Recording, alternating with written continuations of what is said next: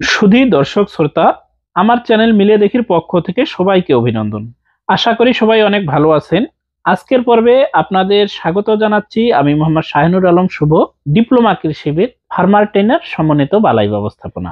দর্শক বন্ধুরা, আমরা যারা ধান চাষ করছি তারা বিভিন্ন জাতের ধান চাষ করে থাকি। এসব জাতের মধ্যে কিছু ধান স্বল্পমেয়াদী, আবার কিছু ধান দীর্ঘমেয়াদী। এই জাতগুলোর কিছু জাতের জীবনকাল 120 দিন, আবার কিছু জাতের জীবনকাল 160 দিন হয়ে থাকে। তো এর মধ্যে কিছু চাষি ভাই আমরা স্বল্পমেয়াদী জাতের ধানগুলো চাষ করি, যেগুলোর বয়স 120 থেকে 140 দিন।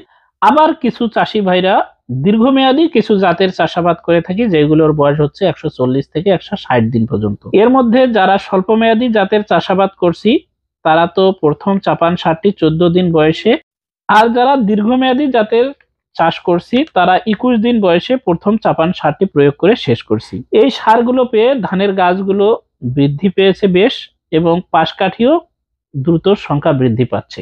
কিন্তু যখন ধীরে ধীরে বয়স বেশি হবে, পাশকাঠিগুলোর সংখ্যাও বেশি হবে ও বৃদ্ধি পাবে। এবার আপনারা দেখতে পারবেন যে আস্তে আস্তে কিন্তু আমার গাছগুলো হলুদ হয়ে যাচ্ছে, পাশকাঠির সংখ্যা কমে যাচ্ছে, বৃদ্ধিও আস্তে আস্তে কমে যাচ্ছে।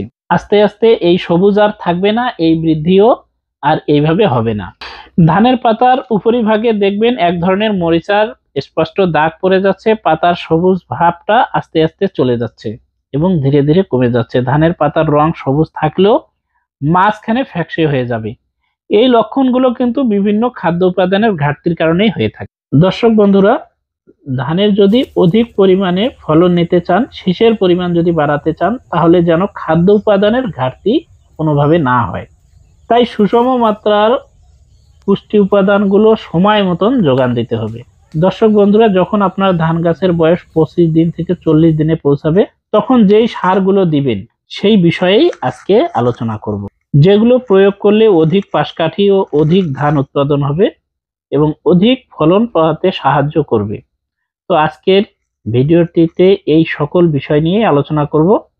পাশাপাশি যে সকল চাষি ভাইরা প্রথম সার প্রয়োগ করার পরেও ধান গাছের বৃদ্ধি দেখতে পাচ্ছেন না, সেই সকল চাষি ভাইদের জন্য একটি স্পেশাল পুষ্টি সারের কথা আলোচনা করব। এই পুষ্টি সারটি যদি আপনারা দ্বিতীয় চাপানে ব্যবহার করেন, তাহলে ধান গাছে প্রচুর পরিমাণে কুশির সংখ্যা বৃদ্ধি পাবে এবং ফলনটাও অনেকাংশেই বৃদ্ধি পাবে। দর্শক বন্ধুরা, তাই এই দুইটি উপায়ে পাশকাঠি বাড়িয়ে ফলন আমাদের বাড়াতে হবে। তাই আজকের ভিডিওর তথ্যগুলো অধিক গুরুত্বপূর্ণ, তাই সঠিক পরামর্শের জন্য ভিডিওটি শেষ পর্যন্ত অবশ্যই দেখবেন। দর্শক বন্ধুরা, মূল আলোচনার পূর্বে ছোট্ট একটা রিকোয়েস্ট, এই ভিডিওটির তথ্যগুলো যদি আপনার প্রয়োজনীয় মনে হয় তাহলে অবশ্যই চ্যানেলটি সাবস্ক্রাইব করবেন।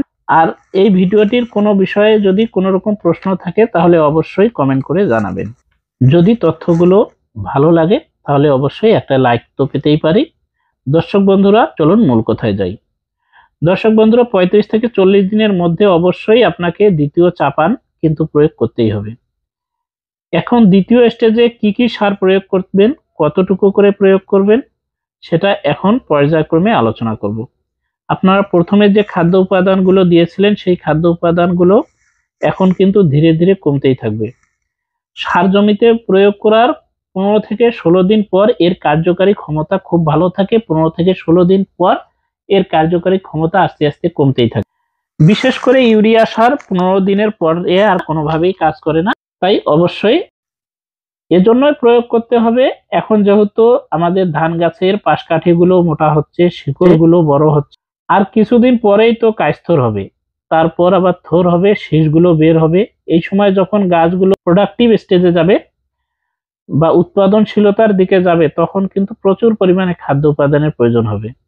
দর্শক বন্ধুরা, এখন প্রথম দিকের যে সারটি ভেবে দেখেন, কিছু তো ইউরিয়া আমরা দিয়েছিলাম, পাশাপাশি এর সাথে কিছু পটাশ সার, কিছু জিঙ্ক সার এবং কিছু সালফারও দিয়েছিলাম। এখন আপনাদের যে পরিমাণে ইউরিয়া সার দিতে হবে সেটাই আলোচনা করব। তো চলুন দর্শক বন্ধুরা, আমরা জানি আমরা দ্বিতীয় স্টেজে আসে ইউরিয়া সার কতটুকু দিব। দর্শক বন্ধুরা, দ্বিতীয় স্টেজে আমরা ইউরিয়া সার প্রয়োগ করব হচ্ছে স্বল্পমেয়াদী জাতের জন্য 10 কেজি এবং দীর্ঘমেয়াদী জাতের জন্য 15 কেজি।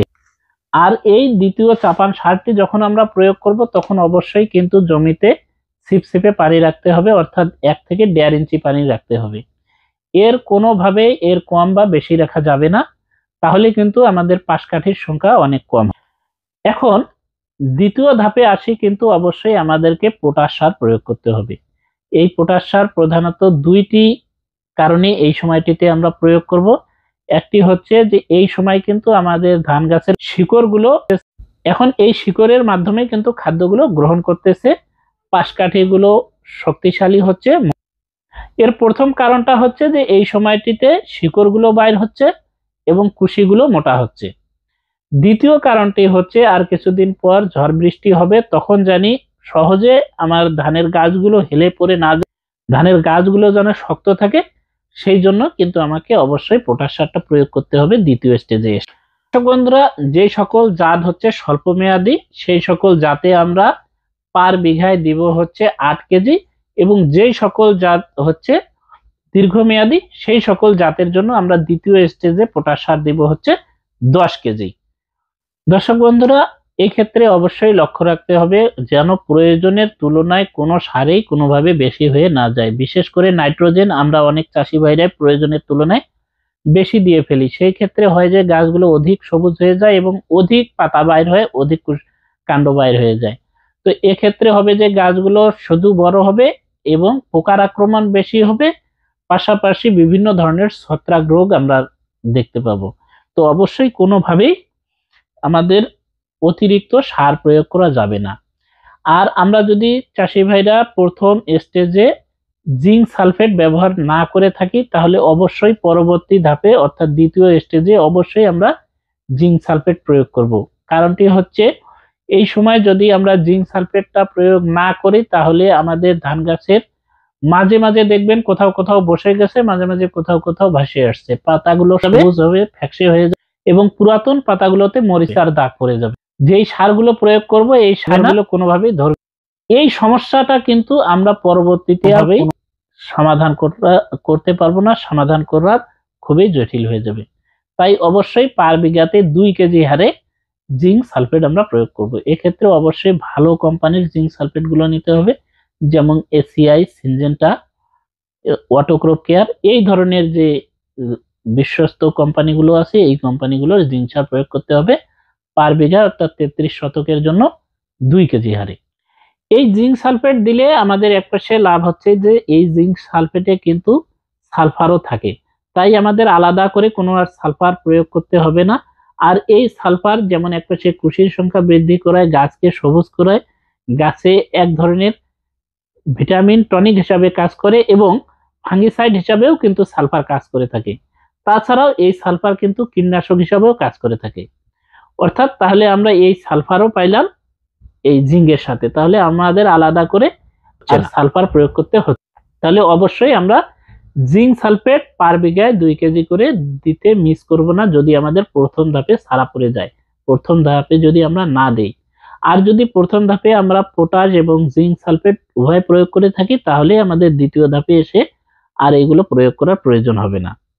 দর্শক বন্ধুরা, এখন আসি যেই সকল চাষি ভাইরা বিভিন্ন সার প্রয়োগ করার পরেও ধান গাছের কুশির সংখ্যা বৃদ্ধি হচ্ছে না, গাছগুলো বৃদ্ধি হচ্ছে না, সেই সকল চাষি ভাইরা কিভাবে আমরা ধানের কুশি দ্রুত বৃদ্ধি করতে পারবো, সারগুলো লাগাতে পারবো এবং আমাদের ধানের গাছের ফলন খুব ভালো করতে পারবো। দর্শক বন্ধুরা, আজকে আমি স্পেশাল এইখানে একটি পুষ্টি সারের নাম বলবো, যেটি আপনারা ব্যবহার করতে পারবেন দুই ভাবে, একটা হচ্ছে স্প্রের মাধ্যমে এবং সারের মাধ্যমেও মেখে সারের সাথে।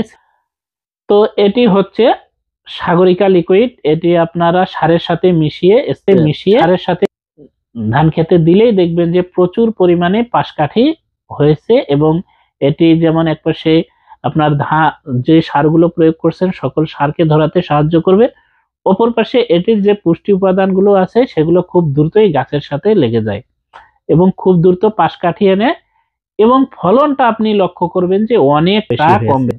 অর্থাৎ যেই জমিতে ব্যবহার করবেন না আর যেই জমিতে ব্যবহার করবেন, সেই জমির আর এই জমির মধ্যে অনেকটা ফলনে আপনি পার্থক্য দেখবেন।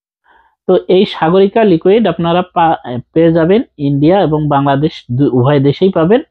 এটি আপনারা ব্যবহার করবেন হচ্ছে পার বিঘায় অর্থাৎ 33 শতকে 150 ml থেকে 200 ml। আর যদি সাগরিকা লিকুইড না পান, সেই ক্ষেত্রে অবশ্যই আপনারা এসিআই ক্রপ কেয়ারের বায়োফার্টি এবং এসিআই কোম্পানির ভিটামিক্স অথবা ন্যাশনাল এগ্রিকেয়ারের NPKS ব্যবহার করতে পারেন। এটি অবশ্যই NPKSটা অবশ্যই স্প্রের মাধ্যমে আপনাকে প্রয়োগ করতে হবে।